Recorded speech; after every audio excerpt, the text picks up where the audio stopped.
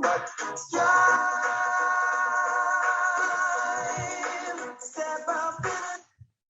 Happy Wellness Wednesday, everybody. Hi, I see so many of you in this space already. Welcome, welcome, welcome to another edition of the JN Circle Thrive Together Life Class Series.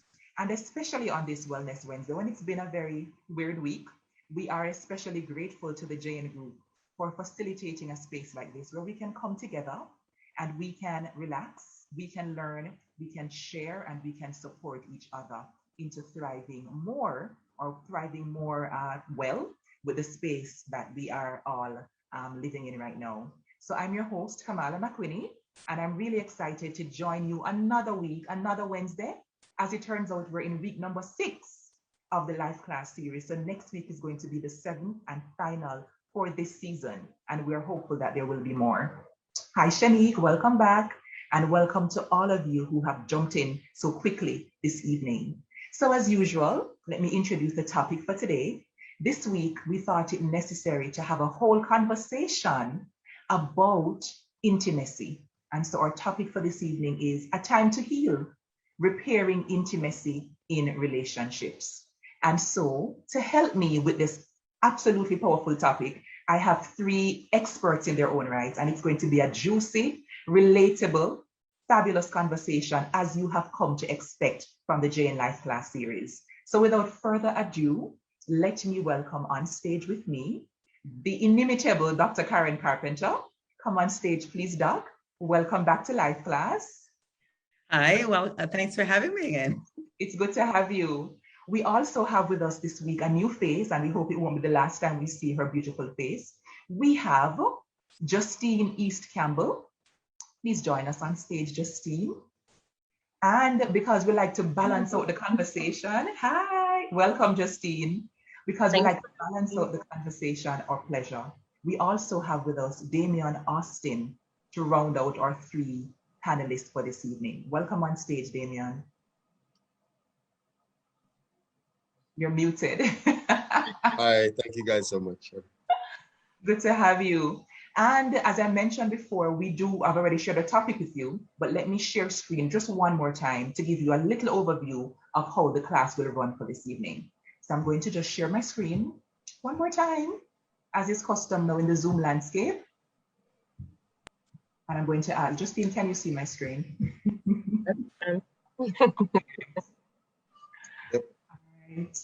So as I mentioned, our topic is A Time to Heal, Repairing Intimacy in Relationships.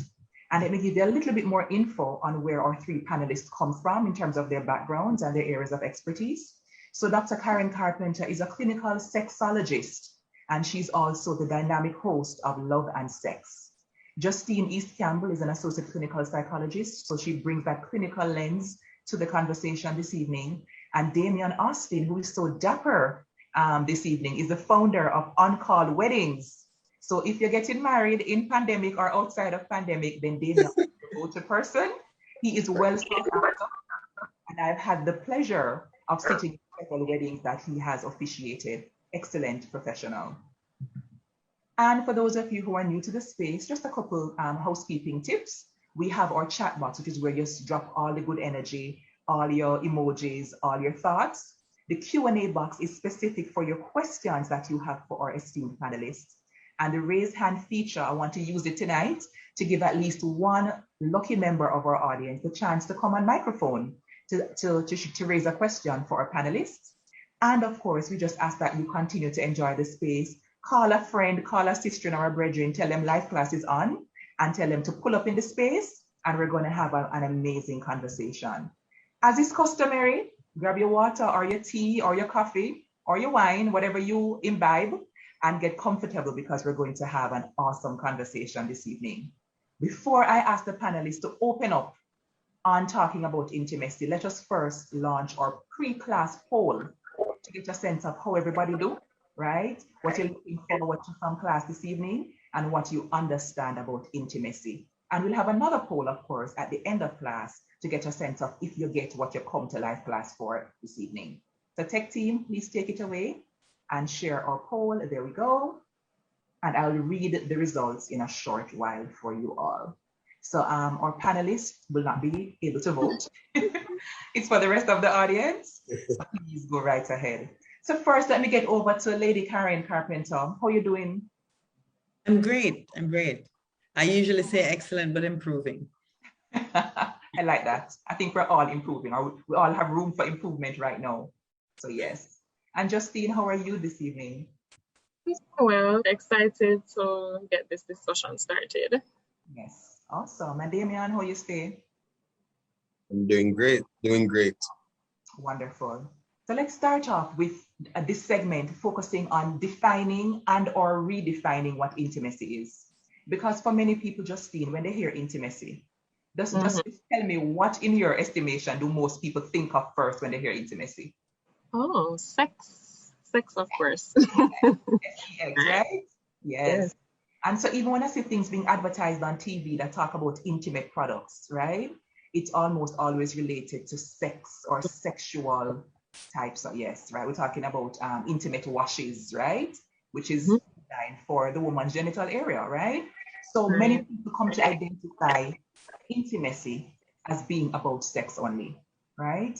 So Karen Carpenter, please talk to us about what intimacy is and is not. Okay, so let's start with what it is.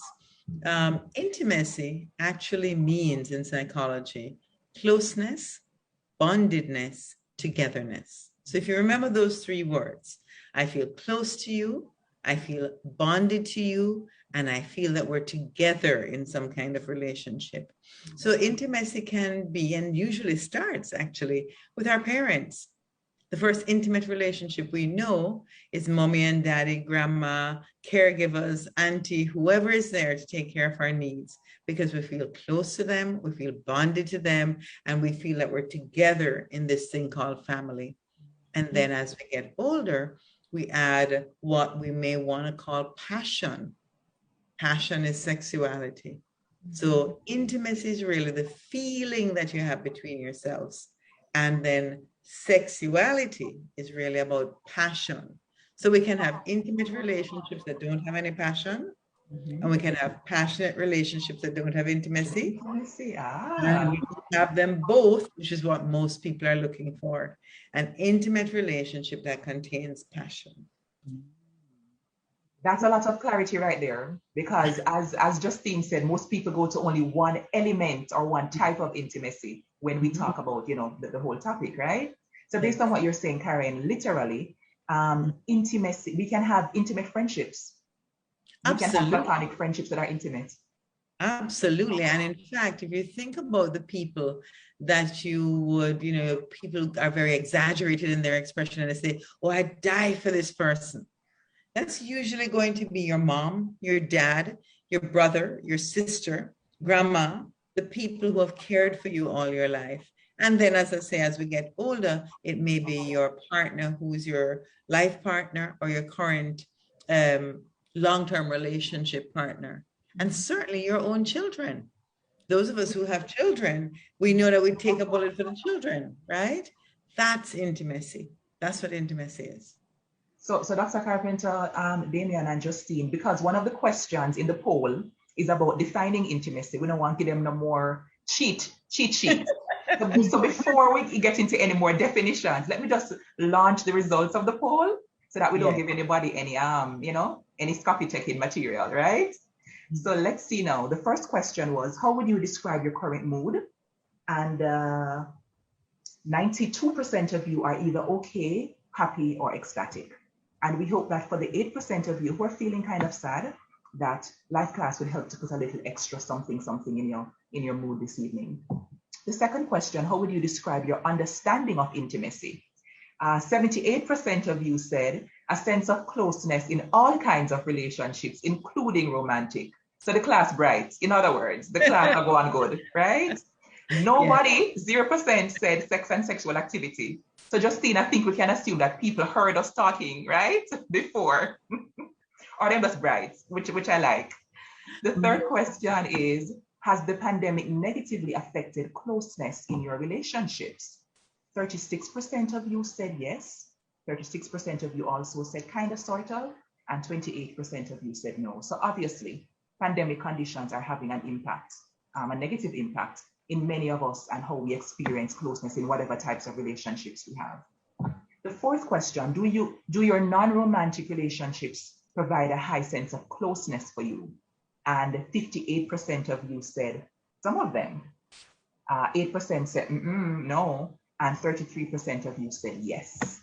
And the final one, what are you expecting from this class? So Damian, Justine, Karen, these are our working papers for this evening. Yes. So let me see, 47% of you said tips on how to improve intimacy in all relationships. And the next highest response was 33%. And they said a generally better understanding of what intimacy is. So we understand the assignment. Are we going to deliver on the assignment this evening? So Damian Austin is also a pastor, right? And a marriage counselor. And he also pronounces people, right? When they decide to be joined in matrimony. Damian, do you want to add, what do you want to add to the definitions perhaps? Or you want to underscore from what Justine and Karen said that intimacy is and is not in your understanding? Well, and thank you so much. I want to just echo the element of closeness, the ability to be comfortable within a space, be it an intimate space, a personal space, or even a friendly space.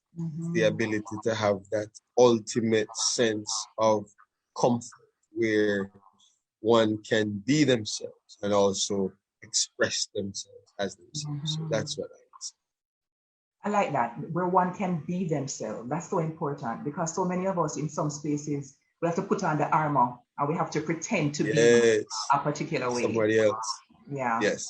And Damian, we're curious too, in your capacity as, you know, being maybe one of the last persons that people talk to before they say I do, right? Do you see any signs of concern sometimes as it relates to how couples show up? Yes, I do actually, and I'll give a quick synopsis. If we should make this biblical in any way, you know, in olden days, a man would need to go to the woman's father first and get his approval. Then they would go through a period of dating, courtship, and then at that point they would decide if they want to take the next step and get married. And nowadays, people do everything in the reverse. You know, they date, court, get married, then they meet the father, and then they talk to the pastor.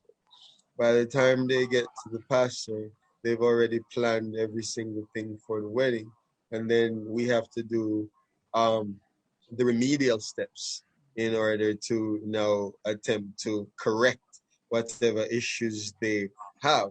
And so that topic of intimacy in a marital space is always a discussion because you find in counseling that you may identify so many red flags that these people might not have seen for some strange reason. I think because people get sexual before they become intimate. And I want you to mark that. People become sexual before they become intimate. And then the communication, the closeness, the ability to be one's self is marred in that process.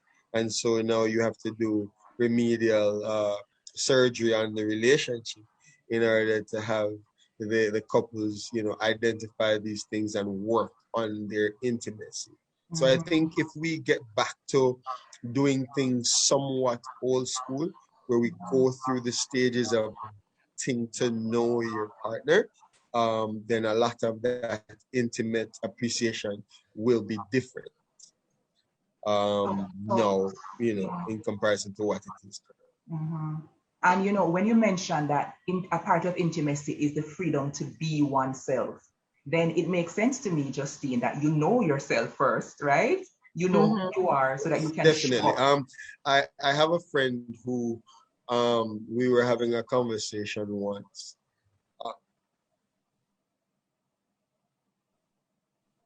Right. I wanted to share. I had a friend once who was having a discussion with my wife and I, and he was saying to my wife that he wants a wife that is just like her. And, you know, I think he was following, you know, the traditions of brown skin and pretty face and all that.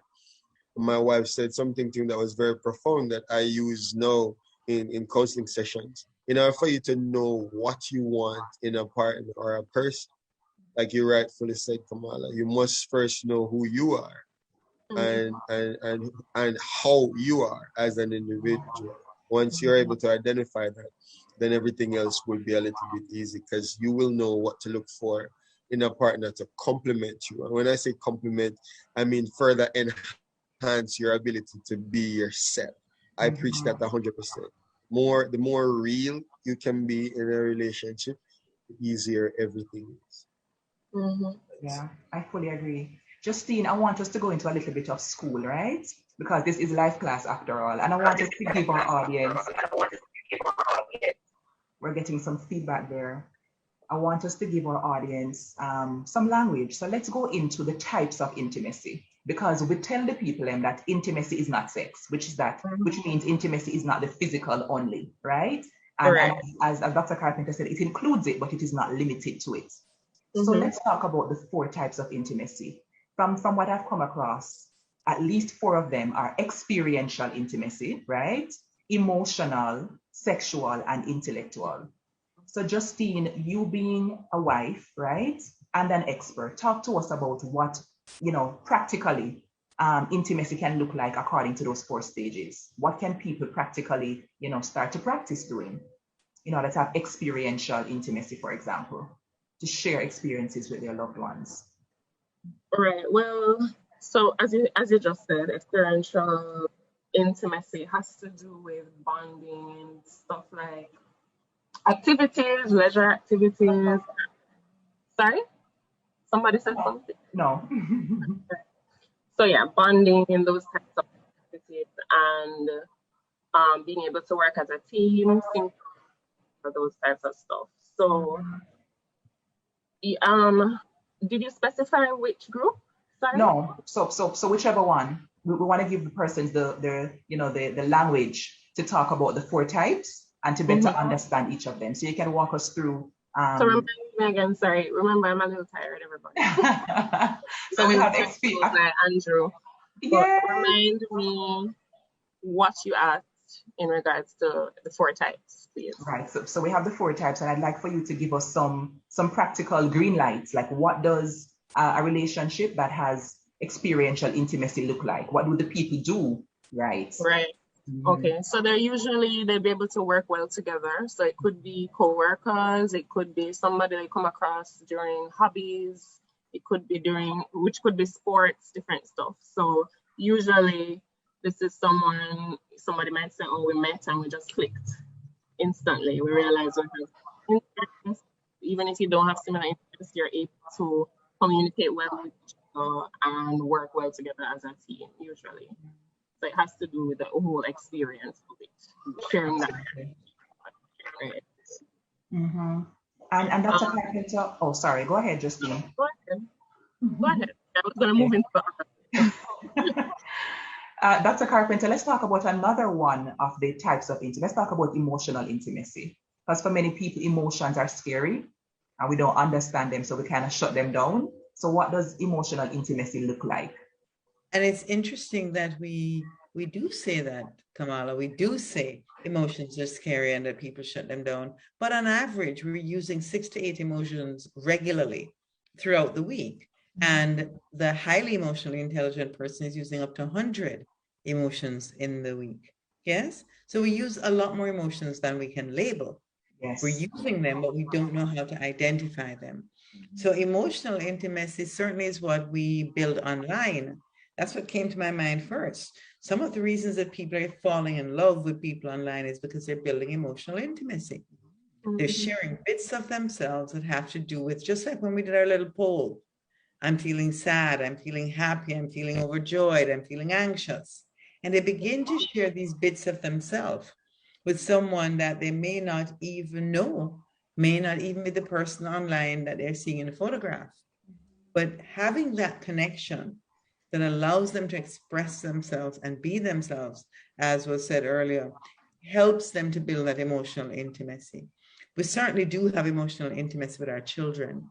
If you look at the parental bond, parent to child, child to parent, there's a great deal of attachment. So emotional intimacy contains attachment. Yes? So I'm going to jump back over to Justine to round up the list, right? So you started off talking about experiential. Dr. Carpenter touched on the emotional. Let me go to intellectual, because I don't think many people think about intellectual intimacy. What that really mean, Justine? Take us to class. Well, intellectual intimacy has to do with people feeling comfortable and willing to share ideas, opinions, and be okay to agree to disagree. Meaning they're okay with having different ideas and sharing them together, understanding each other's points, that type of thing. Mm-hmm. Absolutely. So Damian, let's talk now about the physical intimacy piece of it. And this is the sexologist's major area, but I want to get feedback from all of you about how to build some of the ways that we can build physical intimacy, because in my understanding, so many of the other types play in to physical intimacy. Yeah, well, I think they all play in, and if they're all practiced, then the physical intimacy will become easy. At the end of the day, I think it's not just about physical touch, but it boils down to communication, how well you speak, how well you share with each other. And the truth is, I think I said earlier that summarized intimacy in a wholesome form is if you are comfortable in a space physically where you can be yourself, then it brings out the ultimate levels of intimacy physically, because there will be no holding back. You're not scared, you're safe, you're trusting in that space. And then by extension, without going too deep into what happens next, once you're comfortable to be yourself, then I'm gonna put it this way: the sky's the limit. You know what I mean? I go all the way there. Yeah, you go all the way. The sky's the limit because you're comfortable. So I think it's gonna boil down to that in all the different levels or characteristics building up this intimacy. Comfort is going to be very important. Comfort of speech, comfort to share, comfort to touch. And another thing there, as I point that out, is a lot of times we find that there are people who live together, they're married, and they don't touch each other until it is time for sex. They've never held hands. I'm going to share something very briefly. I was born and raised in the country, in rural areas of Maroon Town, St. James.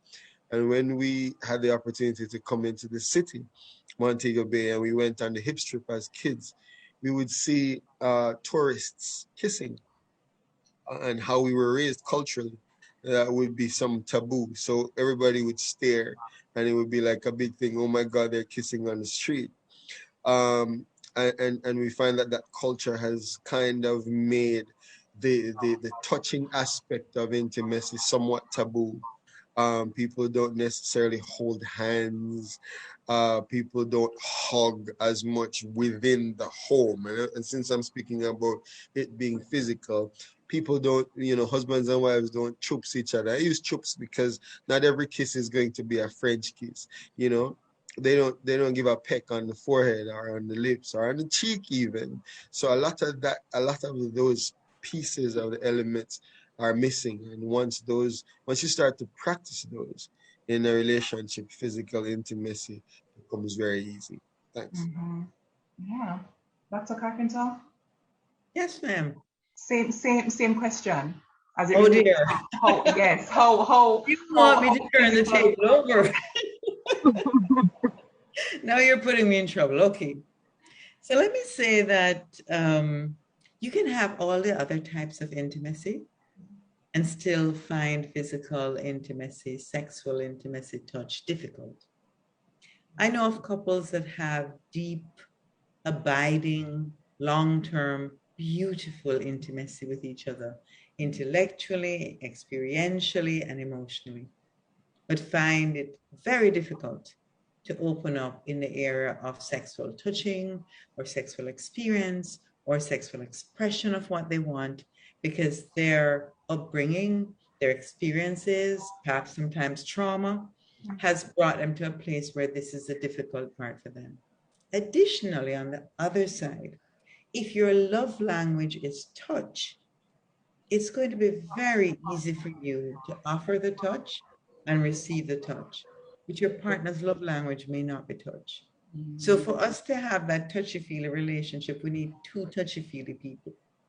One touchy-feely person is not going to make a good touchy-feely relationship, because the other person is going to be recoiling every time you reach out for touch, because for them, that's not what makes them feel loved. Yes? So we have to be careful when we do generalize that we generalize from empirical evidence. Yes? Sex is not intimacy. The ability to be sexual is not intimacy. And we can be sexual and non-intimate. Right. Very important distinctions and foundational stuff for us to, for us to even just lay out in this first segment of our conversation. I saw a comment in the chat from Anne-Marie, and I'd love to invite Anne-Marie to drop whatever burning question or questions or issues you may want for the audience, for the panelists rather, to respond to, because that's why we have the Q&A box. And that's why we brought these three expert minds to come into the space to tease out how we can practically give solutions. And we have more time to go, yeah? So please go ahead and drop anything, and only the panelists can see the questions in the Q&A box. So there is a level of anonymity, right, that we can offer to anyone who wants a question answered. So now we're having live class in Jamaica. And so we have to make it very relevant to our viewing audience. So I want to go a little bit deeper into some of the things that are found to be foundational to building intimacy, right? And I'm going to list them. And if you want to win for yourself a prize in live class this evening, right? We have a couple of giveaways for you. Then take note of these, because just maybe you may be asked a question on one of the things I'm about to say, all right? So now we have 7 elements of intimacy, and they are communication. That's one, that's a big one. There is affection. There is compassion, safety, honesty, attention, and trust. I'm going to say them again. Communication, affection, compassion, safety, honesty, attention, and trust. And the reason we thought it important to even bring this topic to you in the first place is because, especially in pandemic, and Justine works in a very special area, right? Just based on the pandemic, there have been disruptions in how we're able to meet with each other, share space, and it's affecting how people are having closeness in relationships. And so maybe last year, and Dr. Carpenter can speak to this maybe later on, there were at least some initial suggestions. I can't even say research findings, but some initial suggestions that there was increase in the amount of, let's say, disruptive elements in relationships. They were finding higher rates, for example, of some types of intimate partner violence, right? They were predicting higher rates. Predicting, right. We have not as yet received enough data. Because people are on lockdown, and if they are the victims of violence, they're not saying, because the perpetrator is there. So we wait on the data to come in when people are able to free themselves enough to give the response. Absolutely. They're being monitored, they're being surveilled. So they have to be careful about reaching out to any of the reporting agencies. And what they disclose for the sake of safety. Yes, it could make it harder for them. Yeah. And then another element of the pandemic too, is that there is, for some people, childcare and elder care, taking care of young children or, teenagers even, right? Taking care of older folk while working from home in many cases. And all of those things create the perfect storm to have, intimacy just be disrupted in one way or another. First of all, like the Prime Minister is making a statement right now about lockdown, which we're all dreading, but we almost can predict what's likely to come. So we're all being affected by this pandemic in multiple ways, right? And then, of course, you have the deeper layers of home life now, Justine, and managing all our responsibilities as professionals, as partners, as parents, etc. So we wanted to bring this because we know that several people are having these issues in terms of disrupted intimacy. So when we talk about communication, when we talk about compassion, safety, honesty, and trust as being keys to building intimacy, make a look at the Jamaican context, where, as Damian referenced, affection, for example, is not something that comes naturally for many of us. We spoke about it last week, right? Where we said that, but for many of us, when we express to our parents of old that we love them, many of them, or some of them, struggle to verbalize back to us that I love you too. Like my aunt, I have an aunt, for example, who say, that's her response. Yeah? We have grandparents who will say, that's it. Because there is a cultural challenge that we have in terms of being expressive with our emotions, right? So affection doesn't come easily for us. So Justine, please walk us through how, based on how we view affection in our culture, how that can affect intimacy. Give us like some practical ways that, it does play out in Jamaica, where we don't have the levels of intimacy because of the challenges that we have in how we view affection. Right. Well, I'm not sure if you guys will agree with me. Based on my experience, personally and professionally, I find that men struggle more with affection than women, for one. And sometimes it's not something that it's not a personal belief, but it's society, meaning that they think if they show this kind of behavior, then brethren are going to say, boy, sissy boy this, or he's soft, or other terms, and so on. And it makes them feel uncomfortable or too vulnerable, and so on.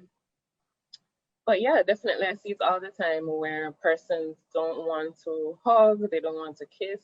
Even before I became a psychologist, I still struggle sometimes, to be honest, but I struggled a lot too. I remember when I was younger, I had a friend in a car accident. My mom offered to take her home, and I was going out of my mind wondering, how am I going to comfort this person and show affection?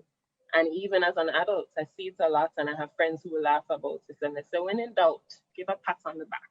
Just so I see that a lot of times, and it's sometimes it works. Sometimes just simple touch helps. And sometimes I think we overthink it as well. What the person might need or what they want, and so on, and just a simple touch can be effective. And Dr. Carpenter, I'm thinking of so many possible scenarios from this, how we can have, as you mentioned, the differences in the levels of affection giving and receiving. And one partner can feel like, how do you want me, for example, to show you physical intimacy when, even verbally, I don't feel like you're affectionate. Like you speak to me only to instruct or to request, to say to me that, where's my dinner? Or to say to me that I need some money to buy something. And I remember, my mind goes back to a young lady who was at a public forum in Maypen many years ago. And this young lady was in secondary school, which was a big achievement, given the circumstances that people were speaking to. And she said, her father does not show her any affection. She had on a brand new uniform. She had a school bag. She had a cell phone. She was tidy. She was clean. She was clearly well fed because she was not skinny. And this was her notion that her dad should say, I love you. When I asked her, what do you mean he doesn't show you any affection? Look at you. You've got your school bag. You've got your school books. You're well put together. You're clean. You're clearly healthy. And you're getting through secondary school. And she said, but he never says, I love you. I think we watch too much television. And I don't think the television we watch reflects our culture. The television we watch is a Cosby television and Disneyland, where everyone is walking up and down saying, I love you. If you bend down, you say, I love you. If you get up, you say, I love you.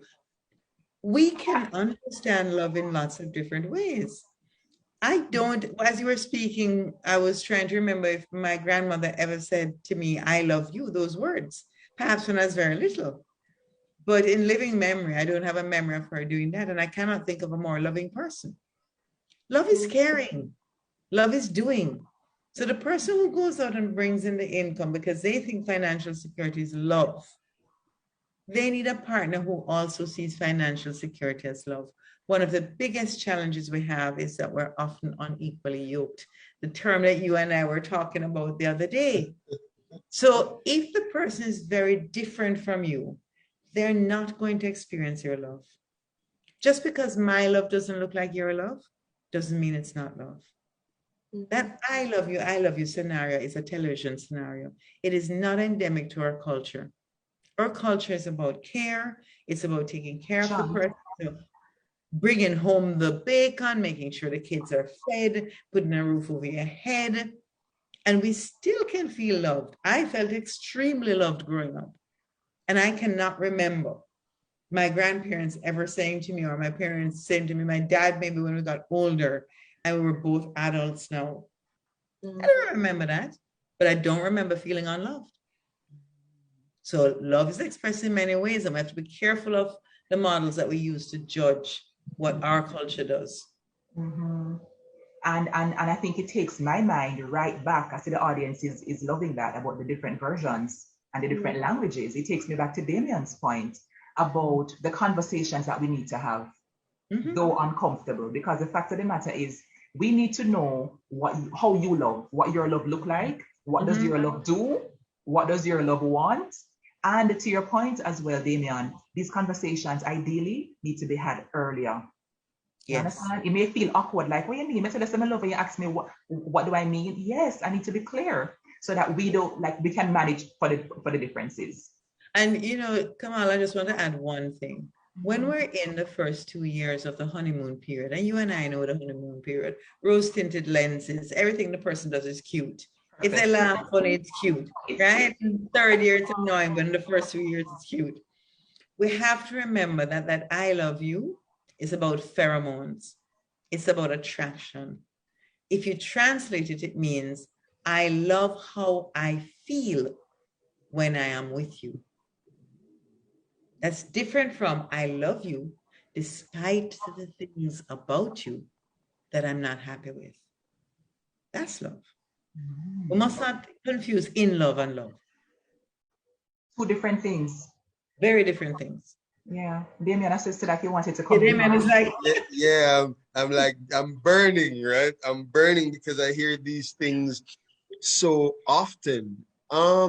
Couple of points I want to hit that Doc touched on. One is, seeing love from the same point of view. If the conversation is had, somebody just wrote in the chat that love is an action word. Yes. And that is so true. But then earlier you raised the point of love languages. I say this to people. I've been married for half my life. It's a long time. I've been married for 19 years. I turned 40 this month. Kudos, September. Woohoo! All right, right. But here's the thing.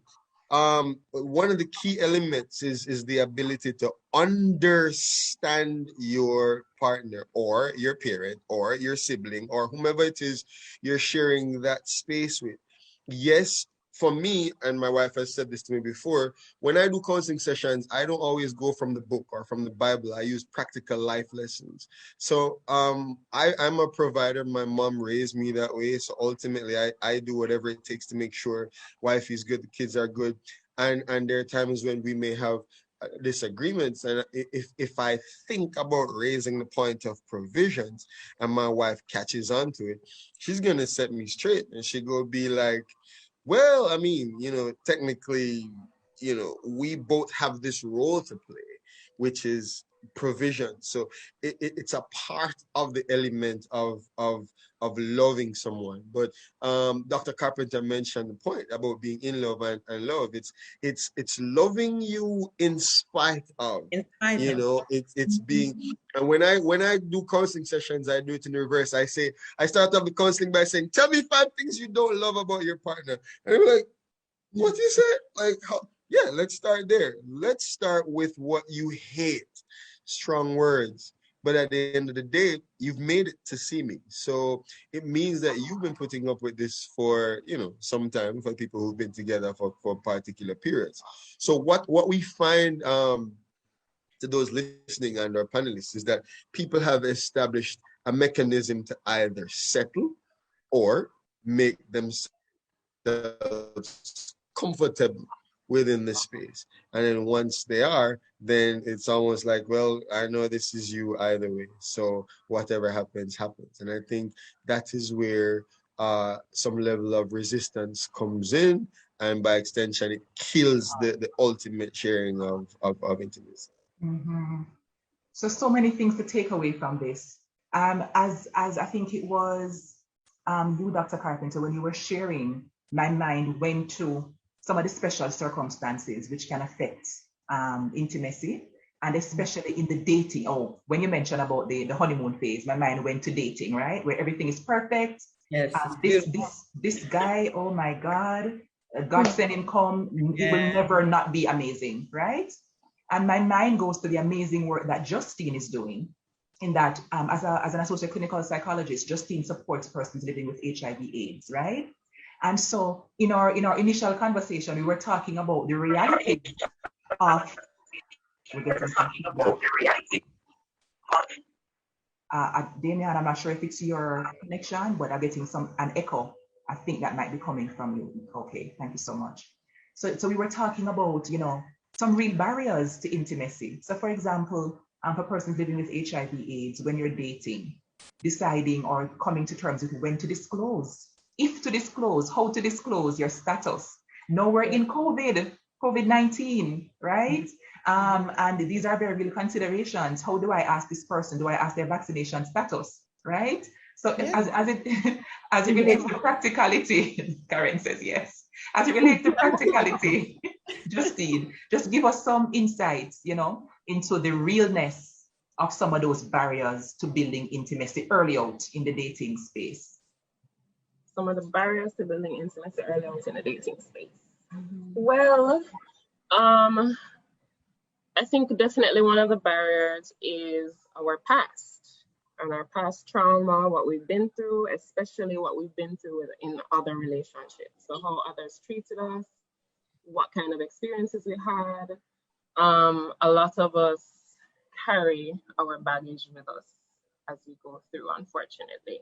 Some of our baggage helps us, I'm sure, but a lot of it can hinder our progress in certain areas. Lots of people come with a lot of hurts, resentment, and anger, and it can be projected onto the persons that we're trying to date. So, right. And I find that young people talk about this a lot. So if you go on social media, you see a lot of people talking about, especially men talking about women taking out their anger from what they experienced with previous men on their current partners, and that they sometimes know that it's not personal, it's not something they did, but it's coming from something in the past. So I definitely one of the biggest challenges. Aside from just past, though, a lot of persons are dealing with mental illness, mental health issues like depression, anxiety, especially now during the pandemic. Yeah. That is sometimes maybe there were persons who had episodes, but now a lot more people they're stagnant. They're remaining depressed for longer periods of time. It's not just for 2 weeks and then you recover and maybe you get back to that. So that is definitely going to affect intimacy. When you're depressed, you're definitely not going to be as involved as the person who's depressed might want to be. A lot of the times they will try to get out of it, they'll try to do things, and they lack the motivation. And oftentimes persons they're dating may not be able to understand what's going on, especially if they're fluctuating, where they're okay for right now and then you'll see change. Sometimes that's a part of mental illness as well, like bipolar disorder. So definitely that. Those are the two that stand out most to me.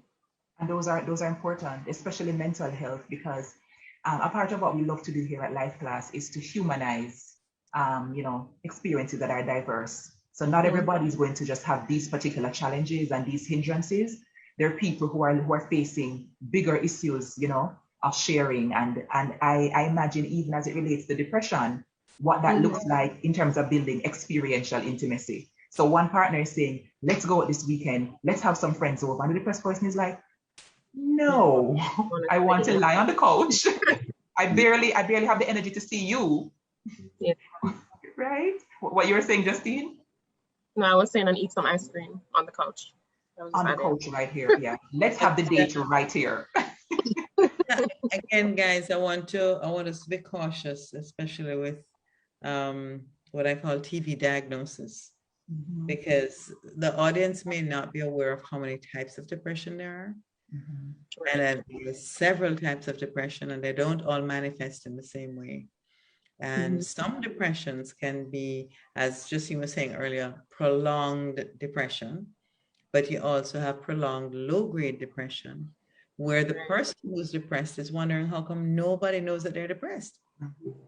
And they are appearing needy. That depression looks like neediness. That person is somewhat clingy, that person is expecting you to lift their spirits all the time, expecting you to be their entertainment, and complains a lot about not getting affection, not getting attention, but it's a low-grade type of depression. It's called dysthymia. And so it's very, very easy to miss.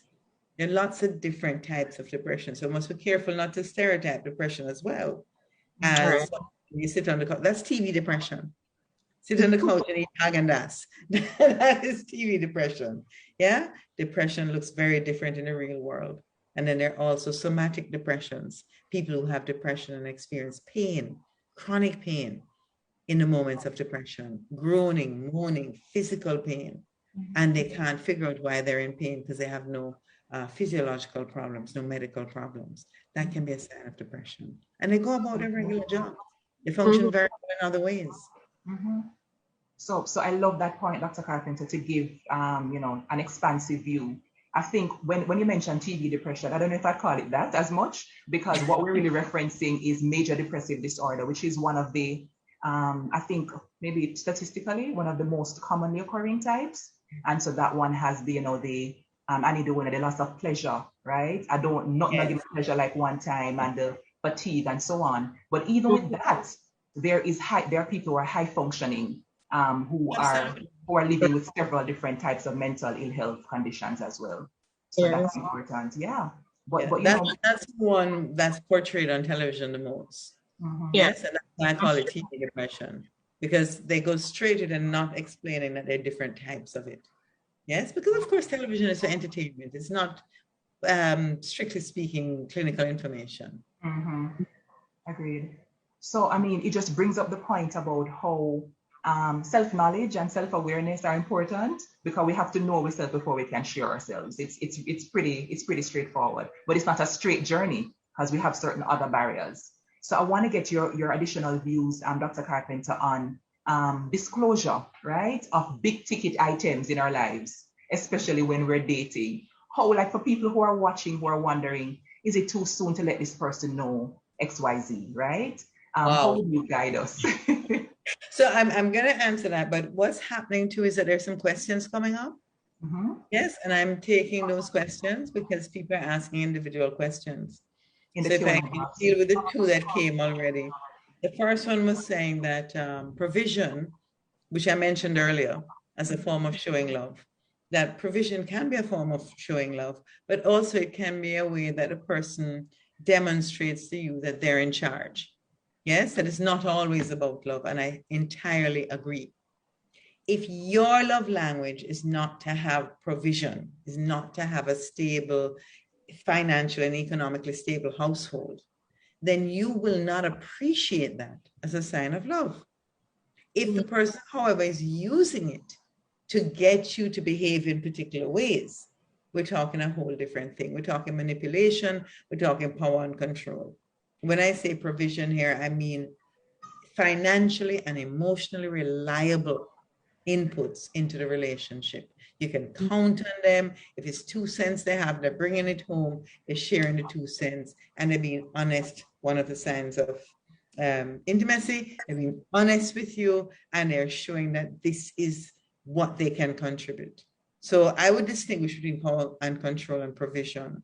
And the second question was, how do you get to the place of being able to accept physical touch if it's something that you don't really enjoy?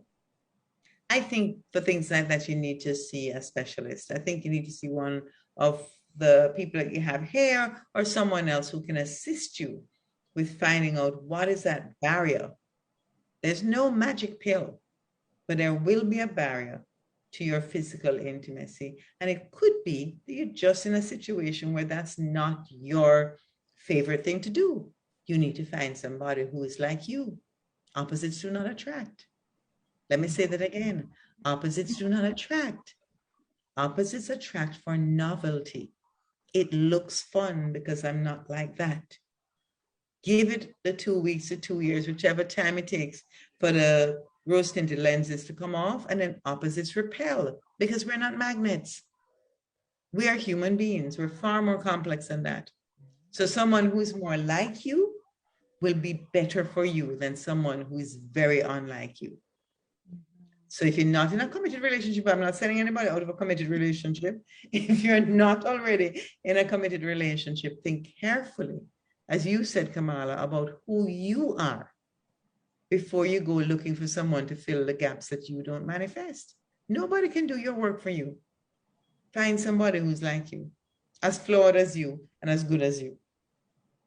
I'm sorry, I think I've lost sight of the question itself. What was the question? I just wanted to highlight a couple of the things that you just shared about opposites attracting, because we hold on to that for dear life across all situations, all character traits, etc.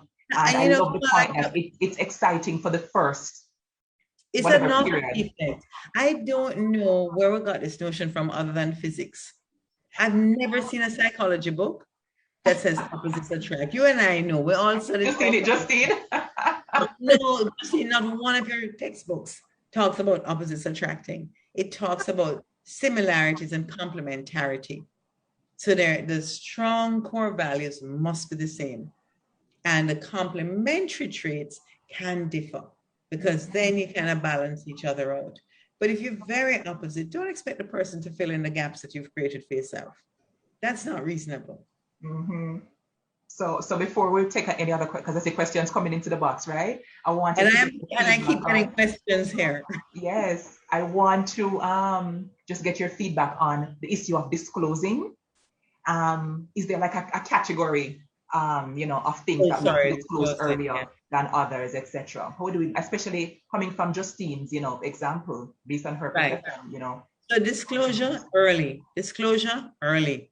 There is a thing such as oversharing. On the first date, you don't want to be telling about the most horrible things that have happened to you in a relationship. That's a turnoff. Yes? The first couple of dates are like an interview. If you go for a job interview, you dress well, you smell nice, you look good, and you speak your best English, if it's an English language interview. Well, that's what the first couple of dates are like.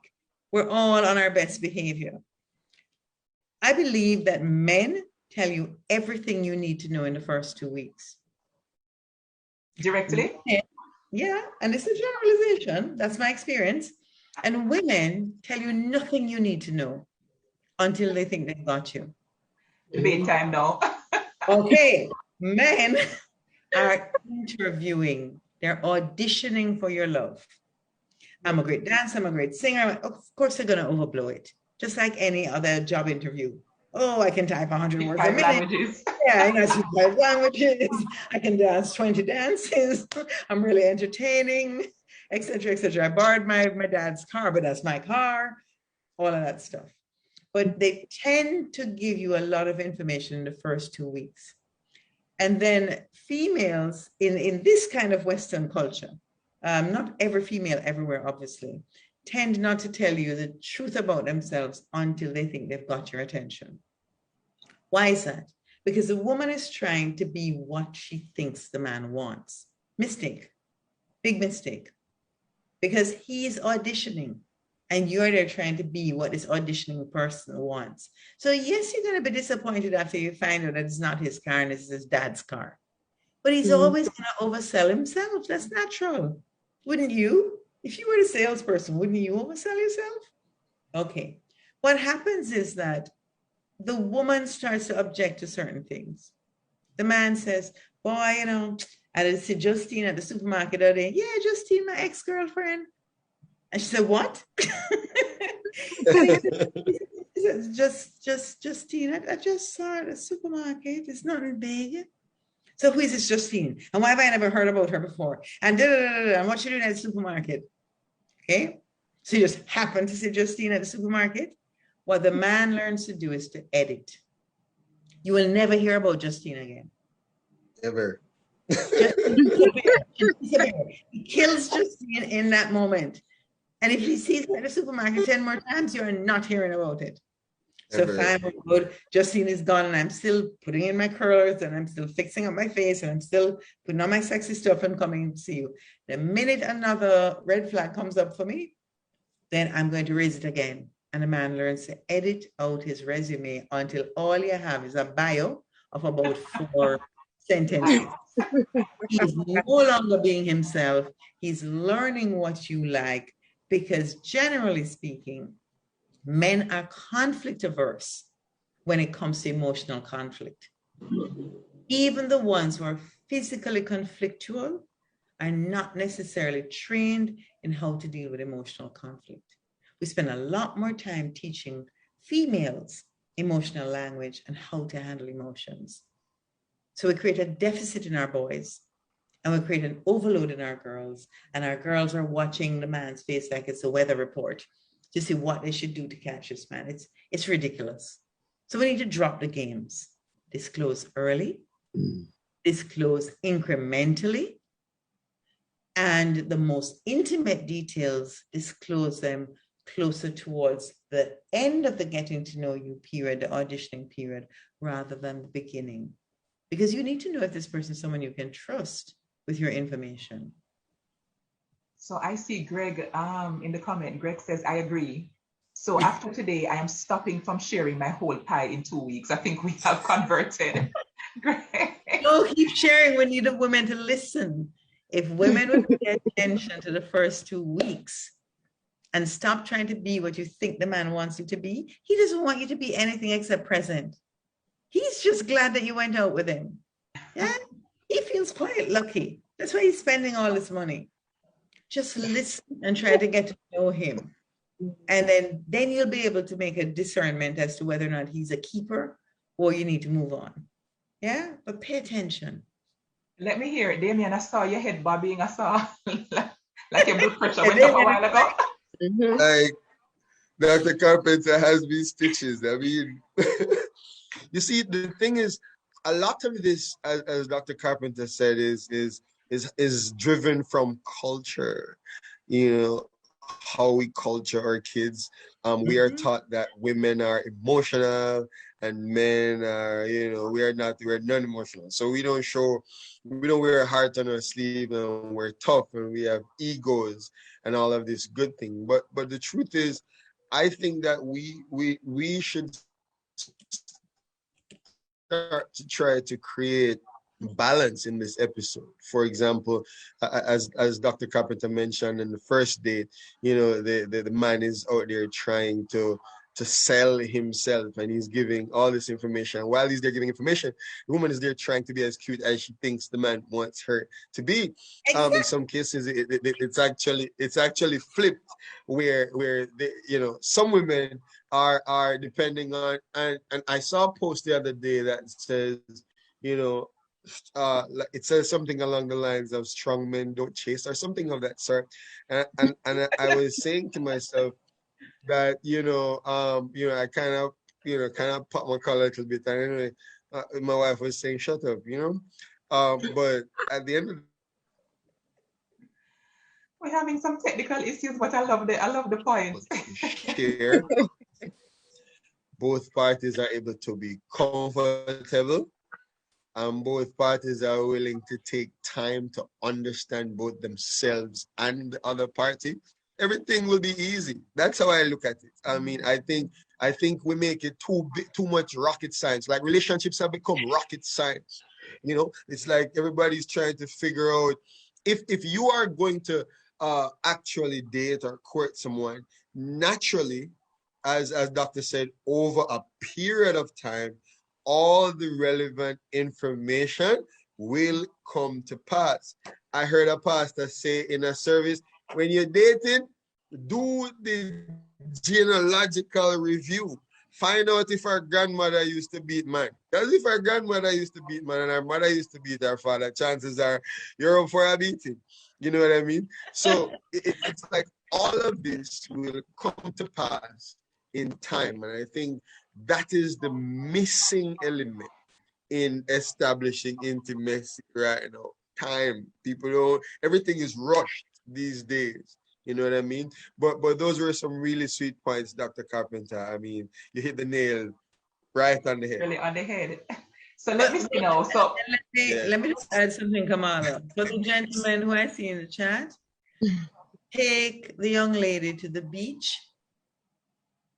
everything has to be natural. Paintballing, beach, some outdoor activity that requires no makeup. Yes? Boogers and t-shirt. Yes? Because until you get her down to her boogers and t-shirt, you won't see the real her. And for the young women, listen.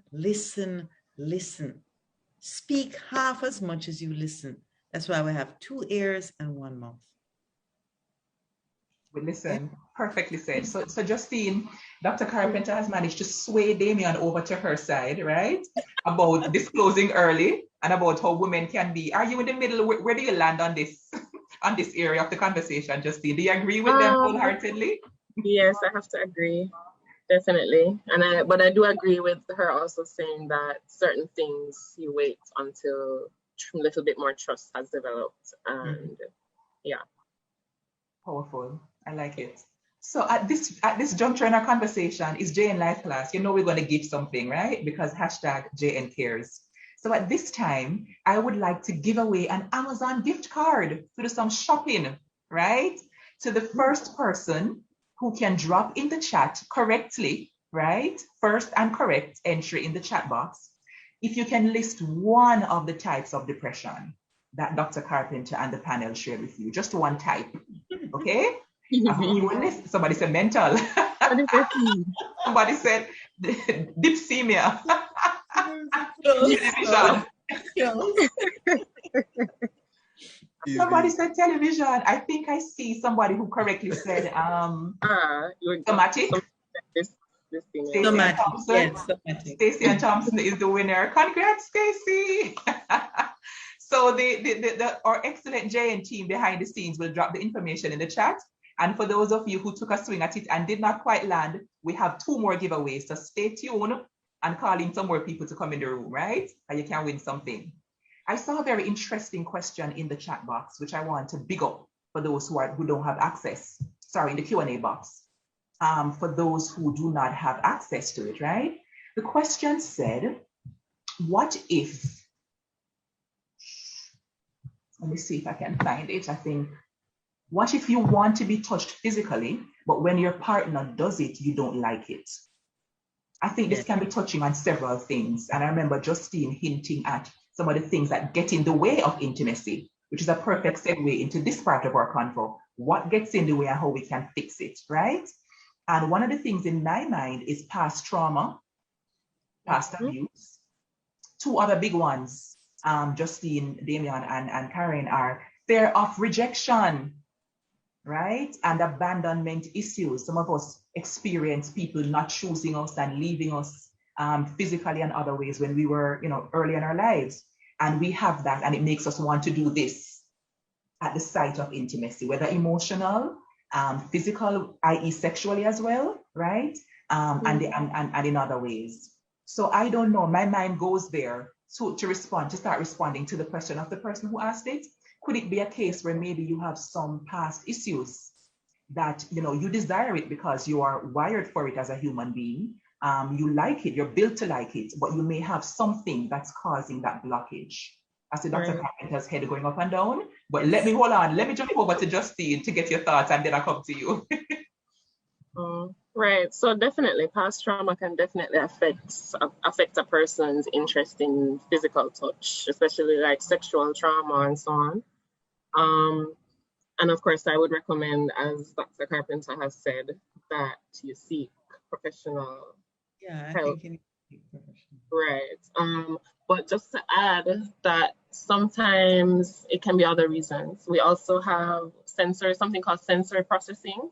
And there are persons who have sensitivities to sound, touch, light, a whole heap of different things. So it could just be something with being touched and how it feels to you. It might feel different to you than how the same touch might feel to somebody else. But again, that requires professional help to deal with it. Right. Yeah. And I see it can also be how we've discussed a lot about how we're raised. And just like with affection and saying I love you, same thing with touch. If you didn't receive a lot of hugs, a lot of physical comfort in that way, you are less likely to be comfortable with it as an adult and with your partners. But it is something that you can actively work on yourself. You don't always have to seek professional help. So there's some things you can try out on your own, discuss it with your partner, think of little activities you can do and see what you like, what you dislike, and go from there. And then if that doesn't work, then you might need professional help again.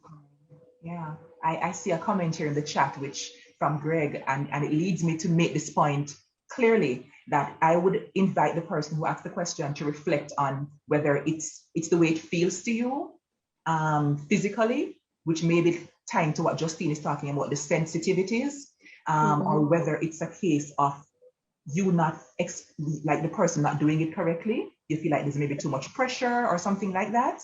Or maybe something that happened to you in the past that this touching reminds you of. So it could be physical, it could be emotional, it could be psychological, and it could be manual, like maybe the person is just not doing it the right way. So Greg says, show your partner how to touch you, if that is the issue, right? I soon come to Damian. Let me jump over to Dr. Carpenter, and then I get Damian's input here. Well, you know, Kamala, I was nodding so vigorously because you were touching everything I would have said. That's why I was nodding. So yeah, I think the idea of the person not doing it the right way is my least favorite idea. What's the right way? The way you like to be touched, the way you like to be touched by this person, the way you like to be touched in general, the way you like to be touched sexually. Touch has many, many facets to it. I'm going to go for the see a specialist, see a therapist section, because the very things that Justine said, you will not be able to produce your own record. You can't produce your own record. You have to go to a producer. So sometimes you need someone to hear what you're saying and ask you the right questions, as Justine said, so that you are able to figure out. Yeah, because what I'm very much against, and I'm going to say that quite unabashedly without any apologies, I'm against the idea of pop psychology. Psychologists don't go to a bookstore, read 10 books, and then call themselves a psychologist. Nobody who's sitting here who's a psychologist suddenly became a psychologist, has a pop-up store where you can go and get some quick answers that they pull out of a hat. They did a lot of study, they did a lot of work, and they use empiricism to guide them. So they use actual factual stuff. It's not a crystal ball. It's just a lot of good information. So I'm very wary about telling people to go check at this and check that. I don't know how good the sources are. There are some sources that are quite good. And again, you can get guidance in that. Yeah. The last thing I want to say in that regard is this. Relationships are about us. It took me until I was about 30 to figure that out. And I consider that old. Yeah. I was 30 and old when I realized that relationships are about us. So much of the baggage that we carry forward is because we're pointing our finger at the other person. If we could take responsibility for our part in the failure or success of that relationship and recognize that it's not about the other person, but it's about what we learned about ourselves in that relationship that is important, we wouldn't carry baggage forward. So if you're learning that person's touch is not something you enjoy, but you've enjoyed touch with others before, chances are you'll enjoy touch with others after. Now, what makes you stay? You have to ask yourself some serious questions. Why are you staying? If it is enough to bother you within the relationship, and it's a persistent bother, why would you choose this relationship rather than the others where you know that the touch was fine? It's triggering for you, perhaps. You have to look at that with a professional. And Damien, I know you're burning, but let me just pull up one thing from the comment because I need to pull our audience in. CJ says maybe they just don't like that partner anymore. And I found that comment interesting. And I think it's definitely a possibility because sometimes we can be committed, we can love, but we have lost the positive regard. I don't really like you right now. Oomph, right? I don't like what you're doing in the relationship. I don't like how you're responding to me right now. And if we go back to our 7 elements of building intimacy, we talk about safety. Do I feel safe with you? Do I feel as if you hear me?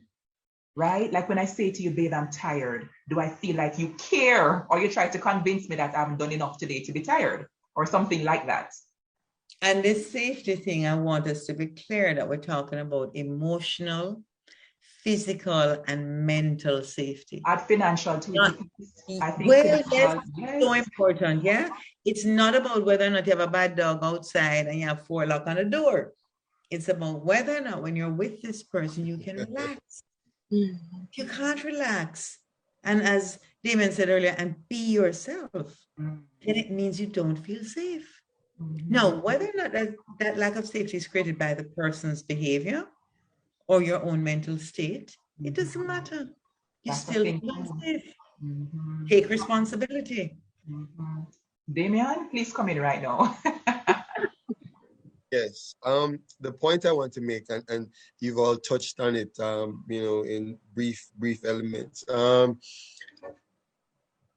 There are periods in marriages or relationships when one party or the other is unsatisfied with the other party's involvement, behavior, and or contributions. A lot of women feel like their men don't do enough manly stuff around the house. So that level of safety, and I use that word openly, is missing. By extension, it desensitizes the man's touch. And I say man's touch because in most cases, for example, it can be the same for a woman for the man who is cultured to have his woman cook and clean and do all those things. And then he married someone who's probably a little bit more modern, who doesn't want to do that, wants to share the roles. And then he feels like some of the elements of what his expectations are not being met. It desensitizes the touch. So in some cases, one has to evaluate how they view their partner, and that will help them to establish the levels of sensitivity that comes with or sensuality, if you will, that comes with that touch. So if the man not do what I'm supposed to do, the woman don't want him to touch her. Let me put it out there in a straight patois. And that is why the woman resists the touch, because the man don't buy no grocery, don't help her pay the rent, him don't talk to her properly, all of these different things. And then the man come rub down what? That is why she don't feel like she want to be touched. So sometimes one party just needs to step up, play the role, and then the party who is resisting will start to now engage, and they will start to expect. If them see, a wife told me recently that she don't find her husband attractive. I asked the question why. He doesn't do manly stuff around the house. me take off my glasses. He doesn't do mindless stuff around the house. Like Like what, Damon? Tell me what the mindless stuff is. if I the want to hear pipe what needs the mindless fixing, stuff is. she gotta call the plumber. If a socket goes out, she's gotta call the electrician. Or fix it. Yeah, or fix it herself, which I. No, I don't think either of them should be fixing it. Call a plumber, call the electrician. No, I'm just saying. No, but all right. So no, but in Jamaican culture, and I put this out there openly, the man is supposed to be the protector, the provider.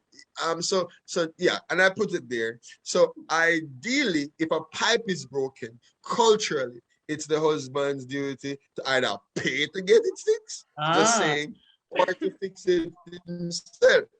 You get me? Now, when a man doesn't do this anymore, come rub down breast, leg, and thigh, you know, the KFC slogan, right? The woman is resisting because man is not really playing the role that makes her attracted to him in that moment. It's practical. So I think to some extent partners need to establish how they will share the functions in a relationship. And when both people play their part, the touch is easy. That's gonna be once you do the thing right, it's gonna be easy. Thanks. Yes. And you know, I love the comments. I love all the audience just running on this one. You're like, write this up. Somebody say, write this up, sir, right? Preach it. So yes. Because, you know, especially us as clinicians, it's so important to share this perspective that we're all, like, the being is interconnected. So we are physical, we're also intellect, and we're also spirit, and we're also emotion. And all of them play into each other, right? So if I don't feel as though you care about my passion, if you keep putting down my big dream of owning, you know, my own salon or my own boutique, I may feel unsafe with you emotionally. And, you know, recently I came across this scenario that I want to share with us to help us to get language around some of the things that can interfere with intimacy. There's a couple I know, and they agreed on something. So the two of them come together, they were married, they came together and said, we are going to do this. And especially as it related to the in-laws, we're going to communicate to the in-laws that this no work for we no more. When husband, sir, went to speak to femme people, because of the femme in-laws, when he went to speak to them, guess what happened? All upon a sudden, we turned to she, as she are the one who don't like it. Mm-hmm. She's the one who has a problem with this. Oh. So there was an abandoning of the shared agreement that we have come to a couple consensus that this does not work for us in boundary setting. And all upon a sudden, to save face and to avoid confrontation, as Dr. Carpenter said earlier, Mr. Gentleman went and represented it to his people, his family, as she, Justine don't like it. Understand? Anna Damian, Anna me, is she. And that left the wife feeling extremely emotionally disturbed, and therefore that intimacy cut down. Justine, something goes up the true? Something can go so in a general sense? Absolutely, because again, emotional intimacy contributes so much to how we view these things. Dr. Carpenter, I saw you doing your rocking back and forth. Do you have anything to? Yes, I'm nodding with you. I'm like, because that's an absolute abdication of responsibility. He threw her in front of the bus. He said, Mama and Papa like this. So it's not me, you know. As his son, it's not me, you know. I still want to inherit a piece of land. It's she. Right? So that was quite unfortunate. Someone has a comment in the chat about what if you do all the manly things and the woman still doesn't want to give you your props, that isn't affectionate. I would question where your relationship is at. Damien said it again earlier that all relationships go through rocky points. The question is it a deal breaker? And are these core values that are being violated? So that's time to check in. A relationship that's going to last over many years will need some relational health. You know, it needs vitamins every now and again, and every now and again it needs a checkup, and it needs to go for exercise and all this kind of thing. I hear, Kamala, you talking about things that get in the way of intimacy. And I want to mention something that we often don't think about. in this COVID time, in this lockdown time, and we'll all hear how lockdown we're going to be when we're done, yes? So one of the things that actually gets in the way of intimacy is too much time together. If you're in lockdown and you're locked down in a small space and you have nowhere to escape to and no form of escape, it can become suffocating. Yeah. One of the interesting things about desire is that desire needs air, in the words of another therapist. You have to actually have distance, see your partner performing their best at what they're good at, so that you can become attracted continuously. When you see them at their best, doing their best, the very things that you liked about them before, then that gives you something to come back to. I like that. Yeah, but if you're like this, at that very, very close range all the time, it can become explosive. So I suggest that people take a little quiet time by themselves. You may not have much space. If you have a one room, take a little time where you go outside and sit down and just chill by yourself. And let your partner know you're not to be disturbed in that time, yeah? Because you're going to need that distance to reignite the fire. Fire needs air. You can't stay up close and expect that fire to burn and be healthy. It's going to create an explosion. Absolutely. And I mean, one of the relationship red flags is codependency in the relationship space, where literally I look to my partner to tell me who I am. Exactly. And if you don't tell me that I can, or I'm capable, or I am anything, then, you know, I will cling to you for dear life until I get it out of you. Because I need validation from you. You can't exist for another person. I love that. Fire needs air. I love it, love it, love it. Because the comments are coming in rapid fire, and because the Q&A box is has several questions in there, I want to offer a member of our beautiful audience the chance to come on microphone and to ask their question of Dr. Karen Carpenter, Justine East Campbell, or Damian Austin, or all of it together, right? So if you would go ahead and raise hand, if you want to be that person right now, then we will give you a microphone to come on stage and ask your question or share your thoughts on where we are in the conversation so far. And I'm going to prepare to give away something soon, but let me wait a little tips until after we see if anybody wants to come on microphone. Any brave soul? Anybody? Okay, we have a hand raised. I like it. So TJJ would like to come on micro. Can we give TJ a microphone, please? Please go ahead and unmute as soon as you see the option, TJ. More giveaways, OMG. Yes, Alicia, we have more giveaways. I like it. So I'm not sure if I'm not seeing TJ on stage, so to speak. Anybody else? TJ saying, I don't see it. Oh, you're not seeing, oh, I'm sorry about that. Tech team, advise us, please. And Greg is continuing on your point, Dr. Carpenter. So Greg says, go tend to the plants in the garden or go walk the cat, right? Right, but something. Walk the cat. Get some space. So TJ, tell us if anything has changed, and if not, we're probably going to come back to you to see if we can give you space on stage. How do I unmute? Okay. So you should be able to see, should be, I mean the operative term, be able to see in that box to the right hand of your square, should be able to see a mute or accept. Let me see, but I'm not seeing you at all. That's the thing. Yeah.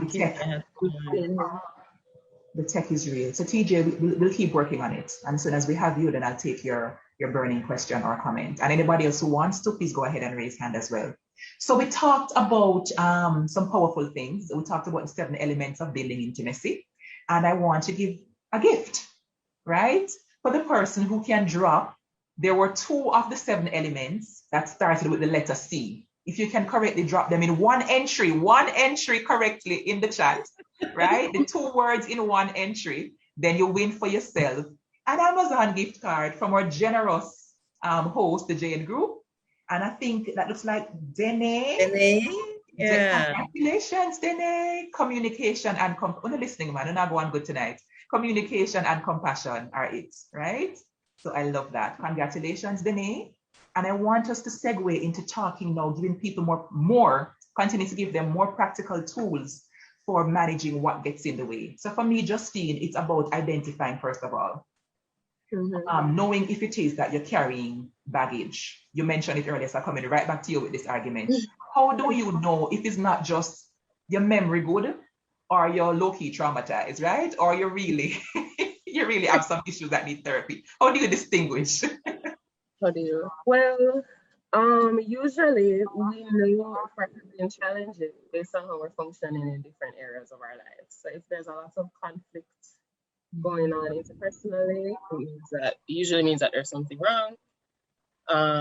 And as said before, sometimes it's hard for us to figure out what that problem is specifically. Even if we're able to identify it within this area, I have a problem with relationships, you might not be able to figure out exactly what the problems are and where they stem from. And that's where the professional help comes in again. But this reminds me of us talking about knowing, Dr. Carpenter said, know yourself before you try Give yourself. But I find that a lot of people don't know themselves. That is a big challenge when they're trying to enter relationships. And I find that it often contributes to the codependency that she was talking about. And a lot of the times I find that people are not taking the time to think, assess, and that's how they don't really know what's going on with them. Sometimes I have clients, they can't identify how they're feeling. They can't identify their emotions. They can't even state exactly what the problem is clearly. We have to go through many things in detail before we can actually identify that. But they know something is wrong. Yeah. But Justine, and I want to engage Justine on that. Justine, as a therapist, don't you find that perhaps the reason it's so hard for people to even identify the 8 basic emotions? Perhaps the reason is that we speak so much about feeling, but we never speak about thinking in relationships. Right. Yes. So you just said, they can't even think about what a problem is. That's because we don't tell people that relationships have a cognitive component. That there is something going on in your mind, not just in your supposed heart. Your poor heart only pumps blood around the body. Right. It don't have no feelings. All of your feelings are interpretations of the mind. So if we would spend more time talking to people about the role of the mind in relationships, perhaps they would think. Right. Yeah, everything is a feelings. You don't actually know a feeling until you've thought. Yeah. Feelings are big, and very vague feelings as well, because I mean, I talk about it everywhere I go. To Justine's point, so many of us will come into a space and somebody say, "What that make you feel?" And we give the Jamaican response.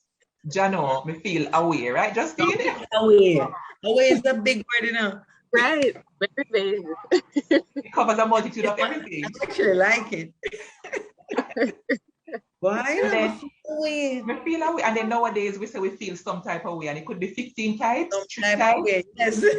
We feel some type of way. And so for us who are trying to help, we have to end up doing some education, some emotional literacy around, okay, could it be that you may be angry because you feel vulnerable?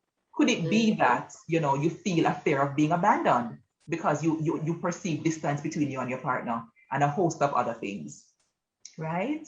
I think a good way of getting to that feeling is to ask yourself, a bit of therapy here, home therapy. Ask yourself, when in childhood did you feel this feeling?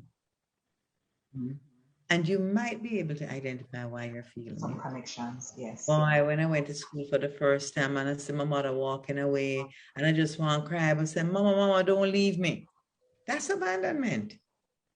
This is an echo of something in your childhood. All of our feelings are learned in childhood. And we become more sophisticated as we go along. But the base feelings are there in childhood. Absolutely. And earlier we spoke about something which I want to also just give some practical, tools to. one of you, I can't remember which one of you, because you've said so much since class starts, but one of you mentioned about how sometimes it's not, we feel like we may be rejected for, oh, I think it was Damian talking about, and Karen talking about the fact that the man wants, like, be yourself, right? Your partner wants you to be yourself as opposed to your interpretation of what they want. And as we're talking about rejection and the fear of rejection, I saw something on social media which I found to be very profound. You know how they talk about the revenge body, Justine and Damian and Karen? How somebody, for example, leave you, they break up with you, and then they get buff, right? You work out until your body chiseled, everything toned, everything tight. And that's supposed to be revenge, right? To make the person see what they're missing. So I saw this video today of this woman who was doing a challenge that's on TikTok. One of the TikTok challenges now is to actually show your regular, you know, natural self. And the caption is, you know, something like, you know, he didn't choose me. And then you get glammed up now, makeup and eyelash and everything. And you say what he's missing out on. And another woman came into the TikTok video and she said, you know, I actually did this challenge and showed it to my ex. And my ex, who was a man, said to me, I didn't leave you. I did not walk away from our space because you never look right or because your lashes are too short. I walked away because you were crazy, right? Because of your personality. And it brings us right back to going to the core, right? The core of the issues. So let me hear from Damian now, right? Damian, something really goes up from male perspective. How do you think the woman can just move away from this? this issue, this fixation that we have, right? You want the truth or you want me to talk about the audience? We want the truth, sir. That's why you're up in here. All right. So yes, it is, but I think like your meme shared, a lot of times the things that we seek to enhance post-relationship are not the reasons why, you know, we ended up outside the relationship in the first place. In 9 out of 10 cases, probably really not even physical. I think it's us and that level of insecurity that we develop after being rejected that we seek to enhance our own mental space. It's not even about the person. It's like, well, she not with me anymore, watch me in the gym, and you go and you get, you know, a muscular. You know, I went through that so many years ago. And to be honest with you, rejection is actually one of my biggest fears. I think it's my biggest fear in life. I can't say that openly. So I'm not a quick speaker. And sometimes the other side of me is, you know, people see me in the public wedding space and it's like, give Ozzy a mic and the whole place is on the ground. But then when I'm not in that space, I'm very slow to speak. You know, I choose my words wisely. I'm slow in approaching people just because I want to make sure that the conversation hits the right note and things like that. But the truth is, when someone does that, it's not, we think it is to make the other person be like, oh, him look good now, you know? But the truth is, we're really satisfying our own desires of insecurity. And we feed that area that we feel was missing. So, you know, if somebody feel they need to look better, I wonder why it's always something physical. Who goes and sees a therapist and say, my ex left me, so please tell me what I did wrong? You know, the insecurity behind that as well is not a lot of, right? So the truth is, there is the personality side, and then there is actually the physical side. But I think it's more to satisfy our own desires. We push it off on the ex because we don't want it to look bad. But the truth is, it's our insecurities that drives us to make those decisions. But it happens. Yes, it does. And thank you for sharing so openly, Damian. And, you know, in therapy, Justine, we call that last part deflection, where it's not me, right? I'm just going to pretend that it's theme fault or fear fault, right? I can't take any responsibility for that. And that is one of the things that is a sign that we need to perhaps sit down and talk to somebody to work through those issues. I see potent We question. have a question here, Yes. Kamala. Coming right Someone to is it. asking, well, after a breakup, I like to go and do something like cut my hair, and I feel this urge so strongly. I think if I don't go out and do something different and make a change, I'm going to go crazy. It happens quite often as a way of getting over the last relationship. Sometimes we want to shrug off the last relationship. And as Damon rightly said, and many times it's not about a person feeling insecure about how they looked, but rather wanting to look different from how they were in the other relationship. They want to feel that they're having a fresh start. So they might go out and buy a new wardrobe. They might go out and get built. They might go out and cut off the hair. And they say whenever a woman cuts her hair, it's trouble. Right? Something happening. I should just change up our hairstyle. Something is happening. But frankly, these days we can change our hairstyle so quickly. But people do these things in order to signal to themselves it's time to move on. It's time to move on. Yeah. So it's quite, I wonder about the intensity of the urge. Like you're gonna feel like you're gonna go crazy if you don't do it. But it's normal to have the urge. It depends on how intense it is. And I feel like a part of it too is wanting to perhaps regain a sense of control. Oh, absolutely. Wanting to feel like, okay, I'm in the driver's seat again. Because as Damon kind of spoke to the difficulty we have emotionally with rejection, it can make us feel like I didn't have the power to make this person choose me, right? And so sometimes we overcompensate now, or we compensate by wanting to control something. I'm going to do my hair differently.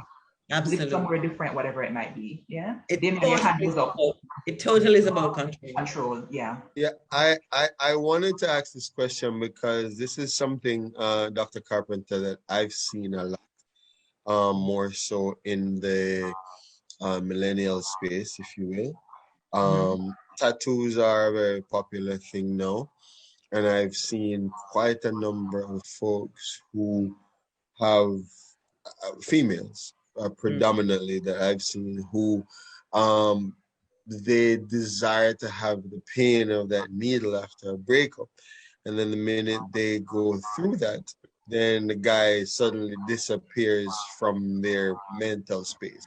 You want to touch on that a little bit? Sure, it's pain they're looking for, Damian. Well, I've associated it with the pain, but I'm asking you as the expert to kind of open up on that a little bit. So I'm kind of fascinated by tattoos, I must tell you. Yes? So you've hit a good chord. And I try to learn as much about tattoos as I can, because I know quite a few people who have them, millennials, as you say, in particular, but I know also people who are not millennials who have them. And one of the things that I've discovered by talking to people about their tattoos is that tattoos are a story. So when I see somebody with really great tats, I say to them, can you tell me something about your tats? And they'll choose the one that means the most to them, and they'll begin to talk about it. And invariably you hear their life story. You hear about the people in their life who meant something to them, the people they've lost in their life, some moment, some milestone that they wanted to commemorate, to move to another space in their life. And I find it's that, you talk about that waiting to talk, Damian, when you meet people, well, this is a great conversation opener. Just say to somebody with a tattoo, hey, can you tell me about that tattoo? And often it's in a language that we can't read, Sanskrit or some other thing. And they'll begin telling you the story of the tattoo, and their whole life opens up. So I found tattoos a great way to speak to people about themselves. And everybody prefers to speak about themselves than to speak about somebody else. So it's a good conversation. Right. The tattoo after the breakup is really probably a commemoration of control again, feeling stronger. I'm stronger. You got to be brave. You got to be wise. You got to be careful. Yeah. So they're saying, this is me. I re-own me, and you can't own me. But the tattoo symbolizes for them self-ownership. And just ask them the next time. Closing of a chapter. Yeah, and the opening of a new door. Writing of a new one. Just ask the person what it means. It's fascinating. Gotcha. Chinese sleeves, I'm fascinated by them. I want to know, well, when did you get this one? Have you brushed it up? And Yeah. And you know, so Justine, tell me if you perhaps see it through my lens as well. My mind goes to a clinical place as well, where several people practice needing that release, right, of emotional pain through inflicting or experiencing physical pain. So tattoos can be gorgeous, right? It's art. But Damian kind of highlighted the pain piece. It takes that pain to get it done. And I kind of wonder if a part of it too isn't about, for some people, because we can't speak to everybody, but for some people, not having the language maybe to really express the pain of this loss, of this loss, and therefore the tattoo journey gives a kind of an expression to it. What do you think? Right. Yeah, I think that's very possible as well. But sometimes, it's possible. When I come across somebody who tells me that, I'll tell you. Because usually, because Damien, like you, I associate it with pain. I have no tattoos, right? I associate it with pain. So usually at the end, I said, but wasn't that awfully painful, especially if it's a very elaborate tattoo? And I'm like, I wasn't thinking about the pain, or I took a Panadol before. And lots of tattoo artists tell you, just like waxing artists, ladies, you go to wax before, yes, to reduce the pain. And also people go for tattoos tell me, I took 2 Panadol, or I took Excedrin or Advil or something, and they don't think of the pain as much as what the artistry is going to look like when they, I mean, I just go buy the Chinese sleeves in the store, you know, you can buy them, right? Put them on, yes. I love it. So our audience is here with us, and we want to offer you a chance to ask another question. Is there anybody? Let's try the coming on microphone, because we want hearing a voice, right? Let's try one more time to bring somebody on microphone. Is there anybody who has a burning question that you want to ask? Right? You want to pick Justine's brain or Damien's brain or Dr. Carpenter's brain? Please go ahead and raise your hand, and we'll come to you soon. But as it is that we are coming down to 8:30, we want to give you we want to build up your toolkit. And I saw somebody earlier reference the issue of friendships. I think it was one of the males in the room, reference the issue of friendships and intimacy in friendships. We have some friendship with dysfunctional, worse than some romantic relationship dysfunctional, toxic, right? One-sided, narcissistic, abusive, codependent, many other things. So we want to give you some tools. We want to highlight what are some of the green lights, the indicator lights of good stuff in intimate relationships. What does it look like? I'm going to start with one in my mind. A proper, healthy relationship where there is high level of intimacy looks like me trusting you to share stuff. When I have a bad day, or when I have something random or weird happen to me, I want to call you and tell you, right? I don't wonder, are they going to be busy? Are they going to make time for me? I trust that you care enough to hear me, and I feel heard with you. That's my green light. Who's next? Who wants to go next? I'm going to go next, because I have very long and very good friendships, but very few friendships. Yes? My friendships last for decades. And one of the things that I realized that a lot of people are doing during the COVID lockdown, they're introspecting, yeah? They're thinking a lot about, why should I talk to Stacey? Should I talk to Justine? Should I talk to Kamal or Damon, whatever? And one of the things I've been saying to folks who are asking this question is this. When you look at your friendship bag, ask yourself, when was the last time this person was a friend to me? Not when last you were a friend to them. Chances are you've been being a friend. When was the last time that they were a friend to you? It's like when you go in your closet and you say, when last I wear this dress? And if you don't wear it in the last 2 years, 5 years, take it out and give it to somebody. If you've not experienced that person as a friend, but you've always been the friend, you need to reassess. Yes. Reciprocity. You must be as good a friend to me as I am to you. Alicia, you are echoing. I'm like, whoo. And Alicia says, whoo. Lord help, right this up, right? Justine, you are coming to you said, and I'm coming to you now for your green light. Yeah, I was going to say that one for me is being able to resolve conflicts well. Yeah, being able to resolve them rather than them open, unresolved. to come back again at a later time. I love it. But to I love talk, it. be able to listen to each other and come up with solution problems you have.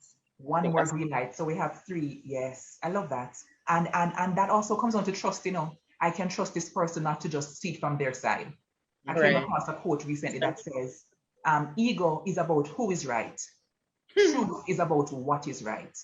Can I trust this person to kind of lean over to the truth side as opposed to wanting it to be about, I'm right, see, you're wrong. Yeah, I love it. Before I take Damian's green light, we have somebody on microphone who wants to talk to us. I believe we have Alethea. Please go ahead. I hear you have been already given permission to access the microphone. Welcome. Not so much? Okay. I'm not sure, but you know, if you are able to, then you just come right back on. All right. And I see some very good ones in the chat as well, which we can come to. Yeah, and questions too. So Damian, your green light, and then we take some questions from the audience via the chat box. I'm gonna say consistent and pure desire. And let me elaborate on that. In everyone's life, there is that one friend or partner, if you will, that you consistently have the desire to relate to. You know, for some people, for me particularly, anything that happens, I want to come home and I want to talk about it because I have that comfort of expression in my home space. If I have a bad day at work, the first thing I want to pick the phone up and I want to call Natasha and be like, hey, this is what happened today. What are your thoughts? If I get upset and I feel like I'm about to do something stupid, I want to call her and say, this is happening right now. What do you think I should do? And she has the ability to either calm me or get me to think. So that desire for that sense of expression and knowing that you're always going to get a meaningful or the right answer, it is what tells you, that's a whole greenhouse for me. You know? Not even a light, but a so house. that's my green. Thank you so much. I hear we have another person on. Let me see. Okay. All right. I saw a very beautiful expression here by CJ. CJ says some people want friendship from you, not friendship with you. And that is hugely powerful. That's right. Yes. So I see a question here about physical intimacy. And we would not do justice to the topic if we did not touch on some of the ways in which we can build intimacy, including physical, sexual intimacy. And I saw someone asking specifically for the long distance relationship scenario, right? So let's talk, first of all, quickly, maybe one quick tip from each of you to build intimacy across borders, right? On Zoom and on FaceTime. Justine? Any quick one-liner, one sentencer for those people? What can they do? To build intimacy? Well, definitely, I think that you have to rely on different ways to communicate for one. So I don't think talking on the phone all the time is necessarily the best thing. So sometimes you have to use video as well and that type of thing to communicate. I also think that there are probably certain fun activities that people might be able to create to do while they're communicating in these ways. So it's not just about conversation, how is it on your end in that country, how was your day, that type of thing, but also finding other ways to spend their virtual time together.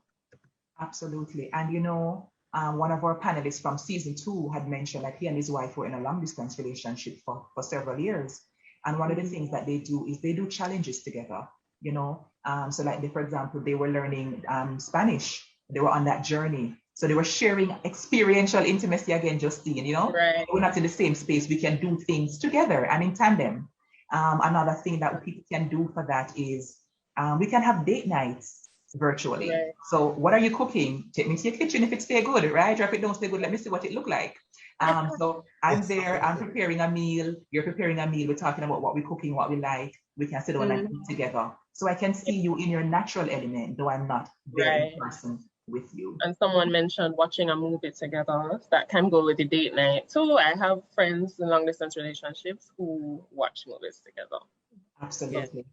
And so there's a question that I want to definitely spend some time on, and we're coming closer to the end of class number 6. So earlier, Dr. Carpenter, a thought crossed my mind when the person asked the question around physical touch, and we were kind of brainstorming around what might cause people to recoil at physical touch. We mentioned trauma, we mentioned desire, and several other things. And for some reason, my clinical mind went to vaginismus, right?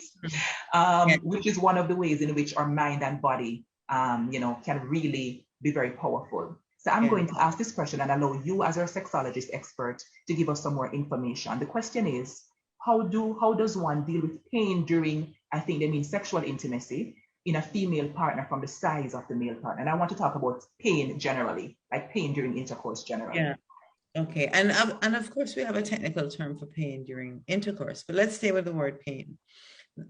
Physical size. We want to be clear that the bodies differ.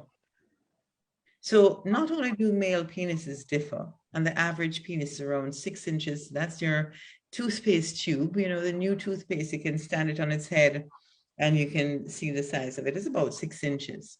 So an average penis when engorged is about 6 inches. Many people will tell you it's 10 and 15 and 14. No one would wish to have that.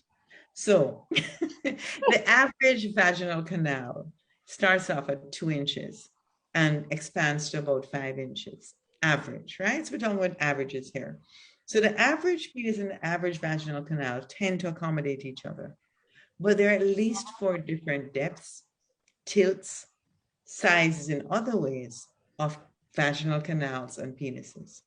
So outside of vaginismus, which is an inability to allow for any kind of penetration, including sometimes for an examination, medical examination. If the two bodies don't fit together well, I would not quite honestly force it. I'm being very honest about this.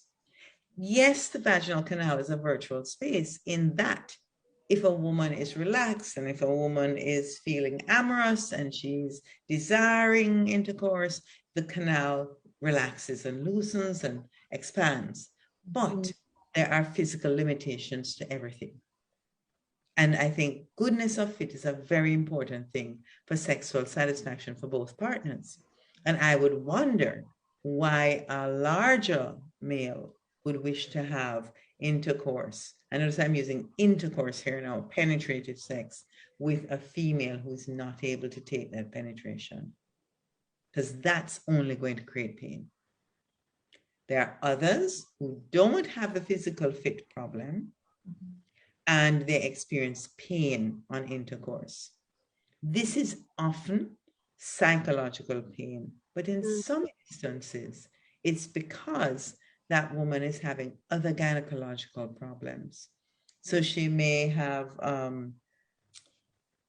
also it's spotting from her periods. Yes, comes out when she has her period. It spots inside the cavity, sometimes in the stomach cavity. Some women, it goes all the way up to even the nasal cavity. Yes, and that's a medical condition, and that needs to be treated. Yes, I've known women who have treated it, who've got beyond it, who've enjoyed sexual activity. And I have a very good friend of mine who has been the whole gamut and is one of my star couples, have 2 children now, and are still happily ever after. So they're like my super couple, right? And she was very young when she detected the problems that she was having. But we had to deal with the medical issues before we could deal with the psychological ones. And when you have medical issues, you not only have physical scarring on the inside of the body, but you have mental scarring because you remember the pain. It's what we call memory sites. Yes? And so you remember that pain from when you were having the difficulties with the fibroids or any other kind of condition that affects the genitalia and the reproductive organs, right? So the first one, to summarize, is a physical incompatibility and I speak to couples about sexual incompatibility, and folks don't like to hear that, yes, physically you don't fit together well. Well, if physically you don't, and sometimes it's quite obvious in the sizes of the people. Sometimes if you don't, you just don't. It's not going to improve. And that's hard to accept. It's hard to accept, but it also makes me wonder why you would want to put yourself in a painful position for something that is generally pleasurable. Sex is good, you know, and good sex is even better. So when people come to me and tell me that the sex was good, that's kind of like a non-statement. That's like saying food tastes good. Of course, food tastes good. It's supposed to. So good sex is a normal statement. Bad sex is not a normal statement. Painful sex is not a normal statement. And so we have to investigate the pain to determine which of the things. Is it with every partner? Is it lifelong? Is it situational? Is it positions? What is going on that's creating this pain? Because sex ought not to be painful. Intercourse is not a painful act.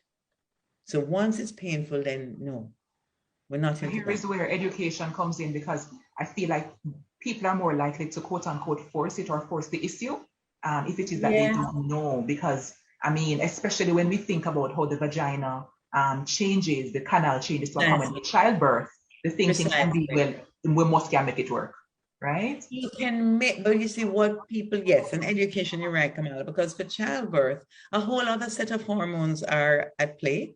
Lots of things that happen in the body, including the dissolving of what we call the grizzle on the chicken in the hip joint. The hip joint has moved out of place. Lots of things have happened to accommodate that one canal that then shuts down after those hormones are gone. Those hormones are not present during intercourse.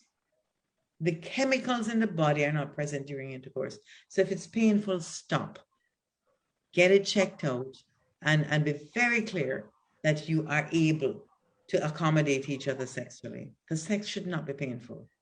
And so education is important. That's what Life Class is doing this evening, contributing to that at least. And secondly, sensitivity in partners, right? Asking your partner, how does this feel? Checking in, does this feel good? Do you like this? How can I pleasure you? And that reciprocity, you know, being a common practice, right? And not assuming that because I see it on a movie, on a porno movie, that means every single person who looks like you will like this thing. And so, let me say something about the porno movie. We have stunts that are created in porno. People watch porn and they believe that what they're seeing is just a consecutive action, spontaneous action. There's a film crew, there's an editing room, there's a dark room, and the person who you see penetrating within the porno flick is not necessarily the person you saw approaching the female in bed. We have what we call stunt men who do particular acts within a porn film. So don't imagine that every porn star has this oversized penis that every woman is going to be wonderfully pleasured about. Most women that I interview are more happy with an average size penis than an oversized penis. Most women that I interview. Let me be very clear about that. EJ says stunt penis, and yes. Yes, I didn't want to say it. Yes, actually, yes.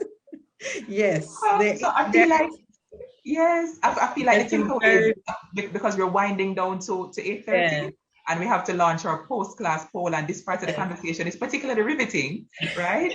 I saw some persons earlier asking for part 2, as they do many weeks, and we're very flattered by that and very grateful that you're enjoying the space. So sensitivity goes a long way, even in terms of platonic relationships. Right now, the new stressful, the whole heap of hurricane, then where comes stressful, so many stressors out there. Before you call somebody and dump that on them, Justine, call them and check in and say, how you stay right now? Do you have the space to hear me vent about this thing? Even with our platonic, much more our romantic partners. So I think reciprocity and sensitivity go a long way as a major tool in just building intimacy across the board. Yeah. So we're going to launch our post-class questions while we begin to wrap up our conversation. Damian, I don't think I got a chance to hear. No, you did. You gave me your green light, right? I think you gave me your green light for intimacy. Okay. I did. All right, great.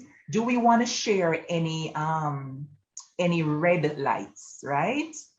To facilitate people reflecting perhaps and saying, let me look into this, maybe get a trained perspective on this matter to make an informed decision about fixing it or whether I need to make a change of some kind.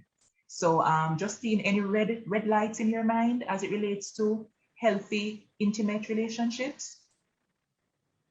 Like what I mentioned before, if you notice that your partner has a lot of resentment and anger, that's something that likely needs to work through, whether as a couple and then possibly with a professional. Lack of good communication skills, that's something as well. Yes, and that can mean so many things. That can mean people shutting you down once you start to talk. I don't want to hear what you have to say. The kind of dismissive attitude. It can mean people being very shut down. I don't want to talk about this ever. Completely not wanting to address the issues at hand. I think they're having some communication issues. God help us with Flow and Digicel. Dr. Carpenter, any red flag from you that you want our audience to be mindful of? Red flag. Intimacy is gradual. It's incremental, big word for saying stage by stage. So when someone tries to become very intimate very quickly, to me, that's a red flag. Yeah. That's mental health issues we're talking about there already. There's some things that I was speaking about with a counselor this morning. The person was sharing a case, and I said to the person, what comes to mind for me is that this individual wants to share a lot of things that they're hinting at in the conversation. But I would ask the question, why are they hinting at it in the first conversation? And this was on a therapeutic session. They were having a conversation, a person was hitting out at something, and I'm saying it's a little suspicious so early in the conversation. So beware of people who want to tell you their deepest, darkest secrets in the first conversation you have with them, first 3 conversations you have with them. And then they usually, put some icing on the cake and say, I have never told anyone else this before. You're special. Be careful of that pseudo intimacy. It's a way to pull you in, but true intimacy is gradual. It's over time. It's disclosure after disclosure of a deeper nature as you get to build trust between the two of you. So absolutely, I love it. Damian, any red flag from you? You're muted. I'm so sorry. The inability to communicate effectively is a big red flag for me. It may speak to just the compatibility between two people. And I think if one is not able to establish that over a period of time, then they're going to find that there's going to be a lot of tension, a lot of unspoken words, a lot of malice keeping, which is a big thing in relationships right now. For weeks and days of not talking to each other. That is a red house. I don't call them flags. It's a red house. You see that, you should stand, call the fire truck. Right? It needs to be put out, and you try to find someone who is, I'm going to say compatible, where Dr. Carpenter hit a note that we're not magnets. So, it's no opposites attract. If you're a communicator, you have to find somebody who communicates. If you do it sparingly, then your partner should be someone who can appreciate your levels of communication. So I think the inability to do that, even over an extended period of time, is a big red house. Big red house. And I wanted to just add something to Doc's point about the pseudo intimacy. It happens in friendships too, because I have seen persons, they meet somebody, they go shopping for shoes in Payless. I'm a buck up on Justine. And go and tell my partner, say, oh my God, Justine is like my new bestie. She is like, oh my God. Yeah, I don't know anything about her, whether that she like sandals or she like boots, you know what I mean? And we just do this very quickly. So a healthy rate, a healthy speed is actually very important. So let us launch the results of the post-class poll. I hope when I finish answering them, because they were pretty straightforward. And somebody asked, does Dr. Carpenter have a book? Yes, Shafe, she does, right?